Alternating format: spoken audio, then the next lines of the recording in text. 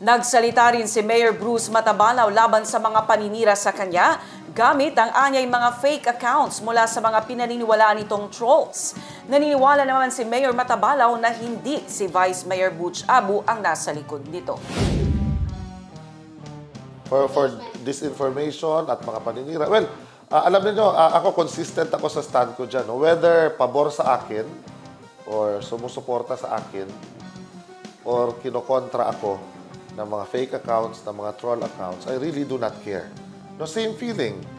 Kasi hindi naman ako pwede maging double standard na kahit alam kong fake account at sinusuportahan ako, katutuwa ko. No, pero kung sino man ang nasa likod ng mga fake accounts na ito, ay wala naman talaga tayo magagawa because they are beyond our control eh. So ang akin dito, hindi ko na lang talaga pinapansin, hindi ko na rin dinidibdib, at lalong hindi ko ikinatutuwa just in case kakampi ko yung mga fake accounts na nagsisipaglabasan sa Facebook. Because these are things that we cannot control. Doon naman sa tanong kung kilala ko raw ba, kung sino-sino ang mga ito. Well, ako, personal na tingin ko lang ito sa bagay na ito, no?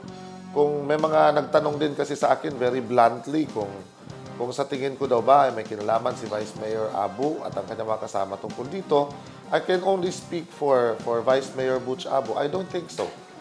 No, nakasama ko siya ng matagal na panahon.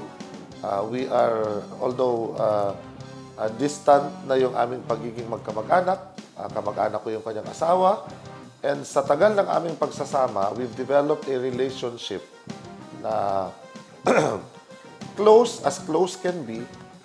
Sa tingin ko, si Vice Mayor Butch Abu doesn't have the capacity to go down to the level na personalin niya ako at siraan niya ako, sabihin niya ang mga bagay na sa tingin niya ay makakasakit sa akin because he also knows me na hindi ko rin magagawa yan.